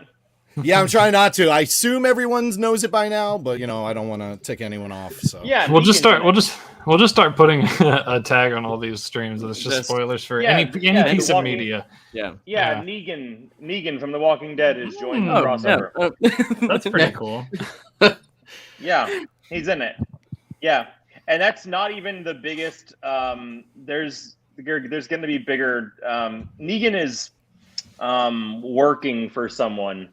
That we're going to be revealing pretty soon as we go into the 3rd arc. And it's going to be pretty cool. I'm also in the book for anyone who's not reading the book. And I just had to write a crazy scene about myself in which I give a big speech revealing a lot of very, very personal information about myself that is people are going to read and think maybe that like I'm exaggerating or not that it's not true. It is true. And it was I had to go and like give my laptop to Megan and be like, hey, should I do this? Like, should my character say these things about my personal life? And she read it and goes, no, you should not. You should not reveal those things at all. And I was like, okay, all right, I'll take it out. I did not take it out, and I am going to watch it. So wow. We all look forward to it, Donnie. You'll have Is it to about your friendship with me? I've long speech about our friendship. What's that? Is it just about your friendship with me? Is it just Megan was like, you shouldn't admit you're friends with Matt? No, it's things that honestly, Matt, probably you and like 2 other people might be like the only people on Earth who know about. It's us, me and Ethan. Ooh. Yeah, you admit your love for me and Griffin.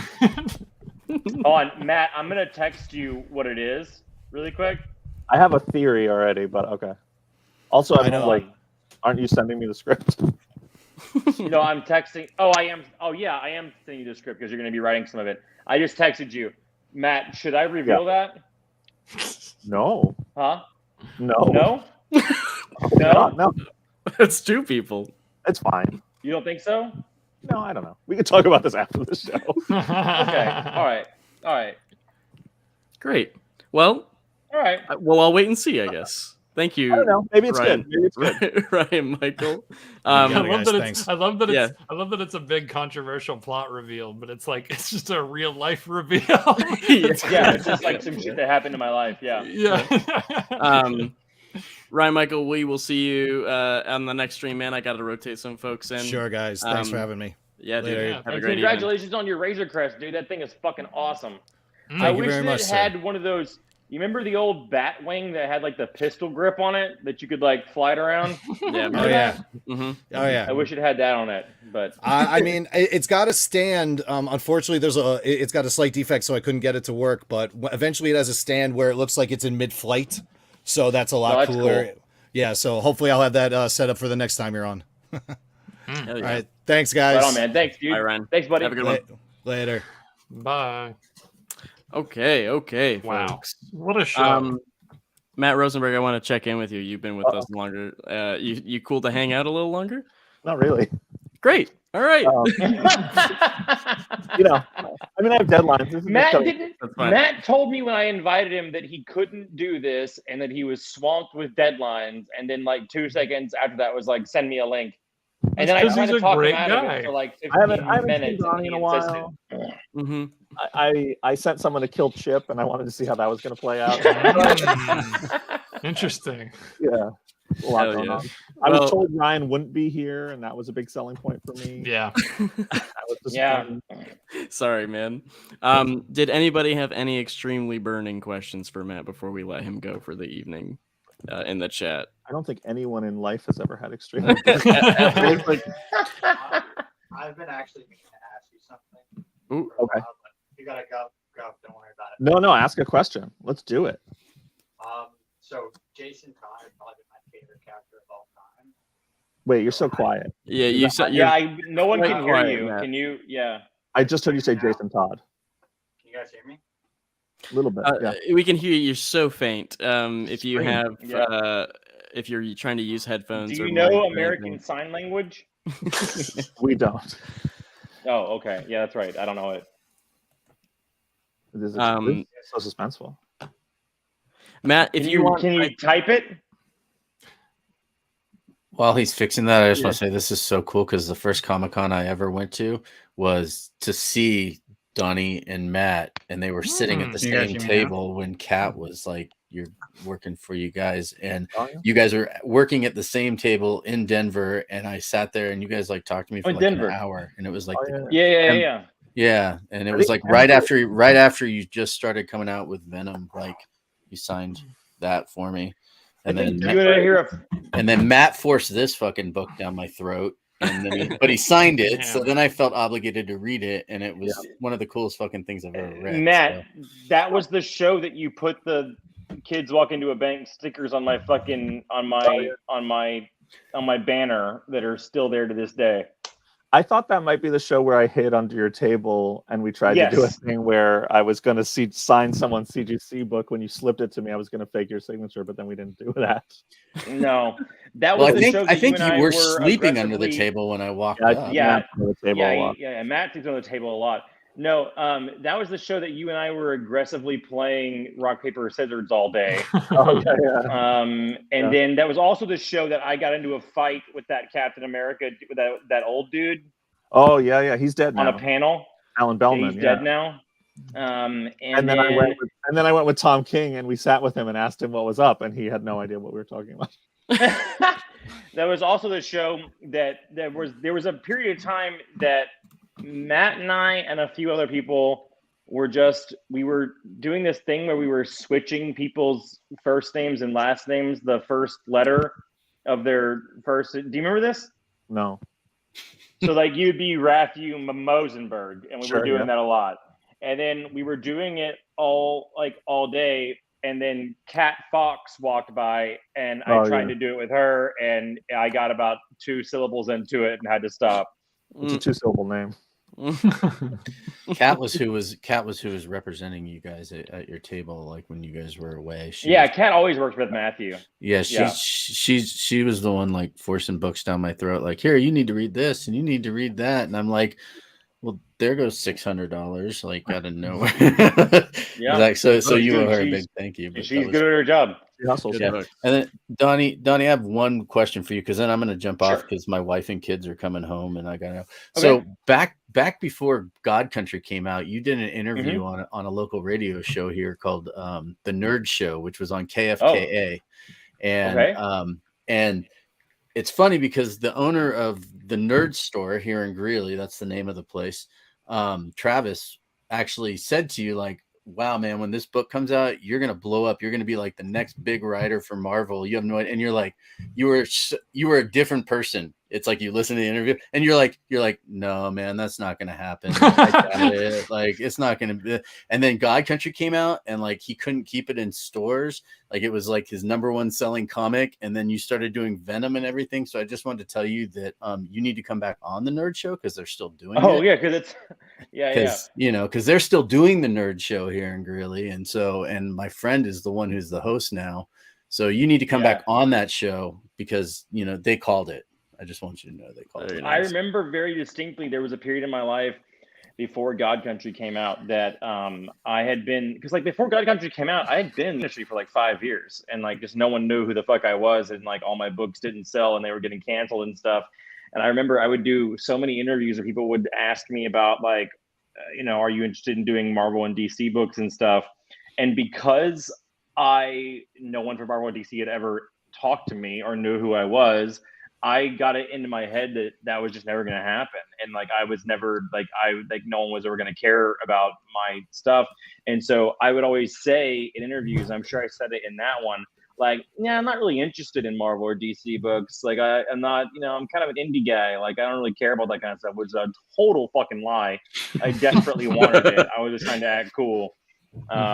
It's funny because I remember them posting a picture of you like on their website for a while after the interview, and then I was going through and I clicked on a link on Wikipedia today to look, and I don't know if you've seen your Wikipedia picture, but it's like you from back then.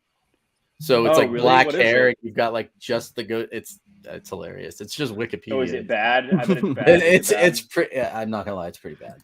Am I not cute in it? I'm gonna cut in real quick. Oh, go ahead. Because Matt Rosenberg has work to do. You got stuff to do. Yeah, I gotta go. What are you talking about? I look handsome as fuck in my Wikipedia. It's me with a mustache. It's from a Midtown sign. I remember this signing. It was for I think it was for Venom.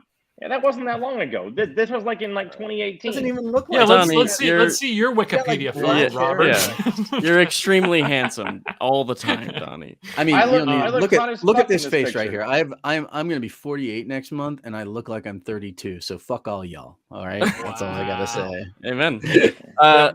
Matt Rosenberg, thank you immensely for being with us tonight. Oh yeah, thanks so much, Matt.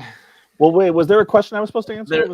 Matt did have a question for you. I think we got audio working now. You are muted, Matt.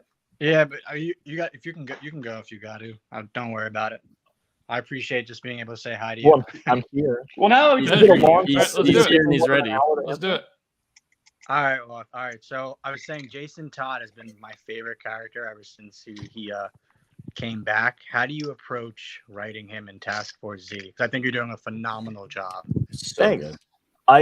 Jason was really scary for me because he's my favorite. He's one of my favorite DC characters, and he's the best Robin. Like, we'll just put that out there. And I keep saying that, and all these Nightwing fans yell at me. No Tim Drake fans yell at me because they're not real, but Nightwing fans yell at me. And now I'm getting that again. But so I was really nervous because we're doing obviously something weird in Task Force Z. He's running a team, and he's running a team of bad guys and all this stuff. My feeling was like, I love Jason because he has sort of this. He has a better emotional core than a lot of people. Like, he has a very. He's a very, there's a shorthand a lot of writers use of like Marvel character versus DC character. Jason's a very Marvel character in a lot of ways because he is flawed and a normal guy trying to do things and trying to overcome a bad situation. And that's sort of thrust him into being to greatness. But he toes the line between greatness and not greatness, which I really enjoy. And so like my approach to Jason is really just like, he's just a dude who's lost his way and is really trying to fucking find it. And like, I just think that when Jason is written that way, where people are just like, he's really good at what he does and he just needs to figure out what he needs to do. And he's very confident, but it's a lot of like emotional turmoil that I think drives the character the most. And so that's sort of what we wanted to dig into on Task Force Z and the future stuff that may or may not be coming for him. I shouldn't have said that, but you know, whatever, I did. But yeah, I'm glad it's working for you. I think when we announced the book, a lot of Red Hood fans were really not happy, and actually since it's come out, they've been really enthusiastic and excited, and so that makes it's so good, man. It is so good. It's really good. Issue 3, I think there's a few moments in issue 3 where I thought were just some of the best that involved Jason in the last few years. Thank you so much. Yeah, it's funny because we built the book to be sort of a slow burn book, which is always a risk at the big two, to kind of like, you know, we don't answer all the questions in issue 1. We don't explain everything. And, you know, people were like, how's he going to deal with Bane and all this shit? And after the first issue came out, and they're like, he doesn't deal with it. And I was like, Jason is a planner. He has ideas. Like, there are a lot of schemes going on. And so, like, the book expands and sort of grows in fun ways. I kind of like that stuff. I think it's funny because I think me and Donnie sort of talk about this a lot, of like the way we approach story differently. But Donnie is a very big, like, you hit the ground running and like blow everything up. And I have a real soft spot for things that sort of grow and spin out of control in fun ways that you don't see coming. And I think that's a fun difference we have in our work, and I think why we can appreciate each other's stuff. But Task Force Z is a good example of that for me, of like a book that is much crazier than it seems at first. And so I'm glad the audience likes it. Yeah. So thank you for reading it. Matt, you know, it's always such a pleasure for us when you come on. Thanks so much. It's great to talk to you again. Yeah, maybe we'll talk more about Boba Fett when Donnie's not on, because he's like, we'll do more Star Wars talk. Yeah, we'll do a special Star Wars episode. Maybe keep Ryan out. We'll just start a Star Wars podcast. Yeah, we'll just do a Star Wars podcast. It's fine. I think we should start a Star Wars podcast. I think I will never run out of brilliant observations. Actually, Donnie, you do sound like a lot of Star Wars podcasts. Wait, am I a troll? Yeah. But yeah, thanks so much, Matt. We'll let you go. Thanks for having me, guys. This was a blast. Yeah. And thanks everyone for coming and hanging out. Thanks for coming on, man. That made my day. Hell yeah. It was fun. And, sorry I killed everybody. And Donnie, now that Matt has bowed out, I think we should announce who won Ryan's sketch for this stream. Sure. If you want. Good. I think so. Sure. Griffin, do you have that picture of it? See what's on the table? Real quick. It's the Flash. Well, I did want to talk to Dom Gomez and Elliot and Alex before we wrap the show up. He's racing to fight the Klan. Oh, I'm back. He's back. Oh. He did it. Just a reminder, everybody. Dahlia wants to be famous. Oh, Ryan's trying to get more folks on the Stegman money train. Who is this girl? You don't have any daughters? Who is this? Real quick, everybody, we have Mr. Stegman here. I'm going to throw it to Dom Gomez. No, Rob. Yeah. Rob, did you have anything else that you want to say before we let you out for the night? No, man. I just wanted to thank Donnie and Matthew, but I didn't. You know, Matthew's gone, but for coming on, because what about me? Cool. You guys are like all of you. I want to thank all of you, but just Donnie and Matt are actually my two favorite writers, and back in like 2017, 2018, they're the two that got me back into comics the most. So. Well, thank you so much, man. Yeah, it was super cool. And then when I saw you guys were going to be at that Comic-Con, and you guys like, I mean, I don't know if you remember me, but I remember you guys like taking like an hour to sit there and just BS with me. I mean, we were talking about music and favorite bands, and you told me you were an AFI fan, and I wanted to kill you. And then like, it was like, you know, because of anyway, just all these. I told you this story about what's his name? Black, the lead singer AFI. Like, I told you the story about him at like bottom of the hill in San Francisco, and I like almost having a duke out there. And But yeah, so it was and it was fun, man. It was great, and then Donnie, your mic's not connected. We can't hear you. So it was just awesome, man, to sit there and BS with you guys, and we didn't even really talk about comics. You're just muted. There you go. We just talked about life, and that was kind of cool for like an hour. So, well, dude, that's the best part about doing shows, man. That's why I love sitting next to Matthew at shows and stuff, because we have the same kind of approach. It's just like going to shows and like having like an endless line where you're just like kind of like a signing machine stuff is just so boring, and we really like to, hang out. And it was cool. It was because and don't take this wrong, but it was like right before you guys blew up. So it was like, I remember so that. it was like I had that opportunity, and I'll never forget it. And now it's like anything you guys, I swear to God, you guys could write like pictures of boogers and like with dialogue, and I would buy it every 300 issues of it. Like, thank you so I much. mean, that's the kind of fan that I am for you guys, just because of that. It doesn't matter. Also, I do enjoy the way, and you'd said that people like rail you on Twitter a lot, but I do enjoy the way that you take old characters and make them new again, right? I do enjoy that. What the people seem to hate, a lot of the people on Twitter, which is stupid, seem to hate, is why I like your writing, because it feels like I'm reading about a new character. It's that I've met before, but it's kind of like evolved. So that's cool. But anyway, you guys have a great night, man. And thank you. I'll see you guys, I'm sure, on another stream another day. So, because thanks so much, Tom. It's worth my $8 every month. Let me tell you. Oh, thanks, dude. Appreciate you guys. You guys have a good night, man. Thank you, sir. All right, bye. Thanks, dude. Yep. Bye. All right, we're gonna be moving through these pretty quick. Dom Gomez, did you have a question real quick for Donnie Cates? Yeah. So you know how like artists constantly like brush up on things like hands or perspective? Mm-hmm. Like do you guys do a similar thing, like these kind of exercises, maybe with like dialogue or something? I mean, we're doing it. I mean, I can only really speak for me. But we're, as far as like dialogue and stuff like that, we're doing it every day. I mean, so I'm practicing all the time. Like I'm never not doing the job. So like the only times that I really need to like warm up and like really get back into it is if I've taken some time off.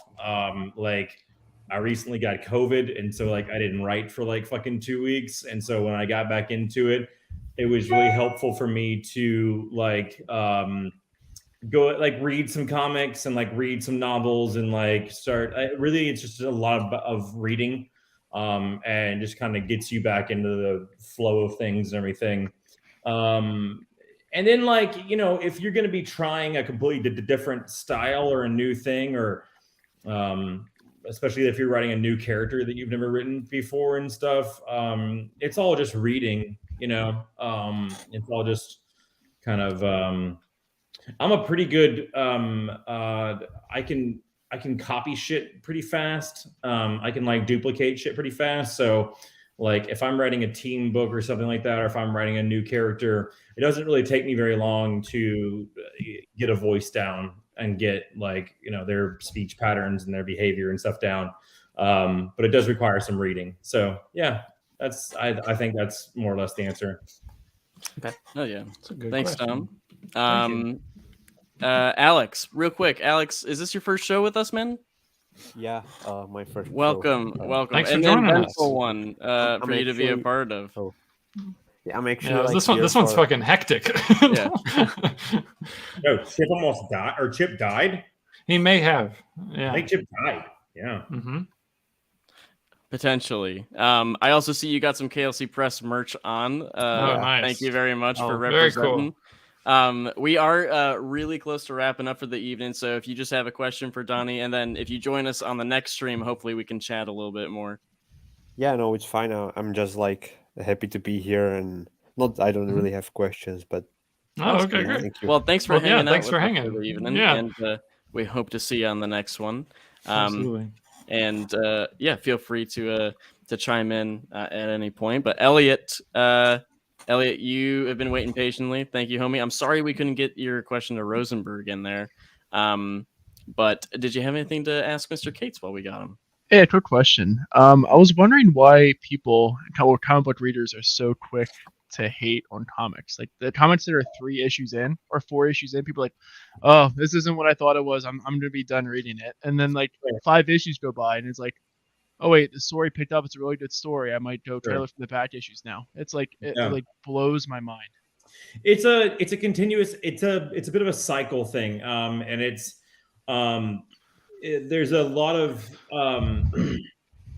ownership with Western comics, especially at the big two.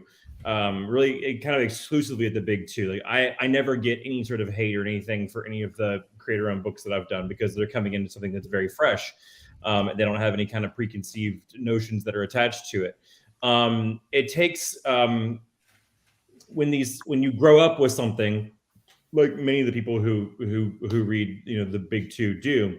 There is a sense of ownership of this character, that this character was very important to them and them in particular. Comics is also something that is very insular. Comics is something that you don't do with other people. You do it by yourself. You experience these things and these worlds by yourself. It's not even like a video game where you can play, that you can engage in the activity with other people. It's something that you do by yourself. And so it's really easy to get into the mindset of these things are made for you and for, that it's something that engages you once a month that you have to wait for. It's very unique in that art form. It doesn't really exist in TV shows anymore. You wait for it and then it comes to you and then you sit alone and absorb it and it's yours. And it's been there forever, right? Mm-hmm. Oftentimes it's something that's been passed down in your family and stuff like that. And so when a new take comes along, it can seem like you're maybe being abandoned, that like it, I know this sounds really serious, but it's something that I've actually given a lot of thought to. It can kind of seem like all of a sudden this thing that you have grown accustomed to and that you really like has somehow changed and moved on from you. And so there can be a lot of anger there, and there can be a lot of frustration there.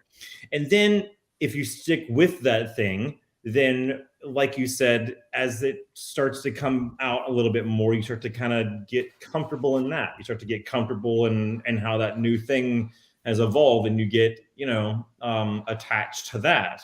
And then all of a sudden it changes again, and then all of a sudden that thing that you just got accustomed to has been taken away and it's a new thing. But, this is just the way of the world, and this is just the way that it happens. I try to not take it personally. I try and wait it out.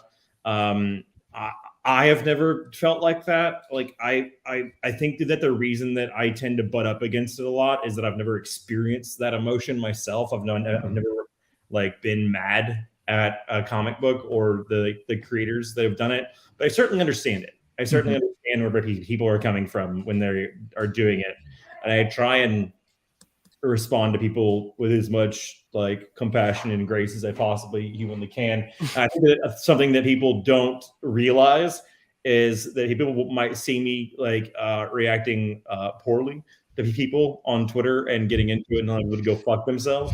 But what people don't realize is that the percentage of people that you're actually seeing me interact with is about 1% of the people that are being hateful. I ignore and block 99.9% of them. It's just that sometimes I can't, and I gotta go. I gotta go in there and start swinging. It's only when it gets personal. I tend to ignore people who are just this story sucks and I don't like the story. Whatever. You're entitled to your opinion. That's fine. You can also just not say your opinion out loud. That's allowed too. But you're certainly allowed to have the opinion. It's when you get personal and shitty towards me as a human being is when well, if you're gonna open that up, then let's get shitty. Yeah. I've just been seeing a lot of that with the Hulk run, but also even the new Venom run. People are with the latest issue that came out this week, it's just reversing what happened at the end of Venom. I've seen that too, and it breaks my heart because that new Venom run is so good and I love it. Very good. Here's the thing. I'm the world's biggest fucking Venom fan. I've read every issue of that Venom ever made. I've written more issues of the series than anyone in history. And so if I like it, you should like it. It's dope. My opinion counts way more than yours. Like, I think the new Venom series is fucking awesome. I love it. I mean, me personally, I hope they explore more with Dylan, because you guys created Dylan too. So I hope they also go down that path and just and I like seeing both perspectives, and I kind of like this whole two writers and kind of. I think it's so cool. Yeah, I agree with you, man. I think that it's such a unique take to like explore these two parallels at the same time, written with different voices and stuff like that. I think it's really cool. And you know what's funny is that like normally I would use this opportunity that you just gave me to like tease and be like, well, they are doing something cool with Dylan and everything, but I don't know. Like I very purposely don't. I have avoided. Like if I wanted to, I could email them and get every script I wanted and everything that I wanted. I don't want it. Like I want to be able to be a Venom fan again, like walk into the shop and just like, you know, it is weird though, because like I am just a fan now, and I'm just like reading it and following the adventures of these characters. But like, I created one of them. And so it's weird, you know, because I'm like bad things will start happening to him in that book. And I'm like, no, my boy, that's my son, you know? Hell yeah. All right. Great question, Elliot. Fantastic answer, Johnny Cates. It's time to raffle off a Stegman sketch. Yes. This is what it looks like.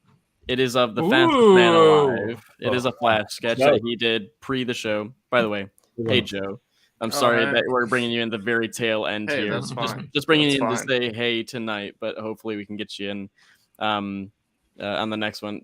It's the other way, Donnie. There you go. There you go. Hey. Ethan has a winner for this incredible Flash sketch.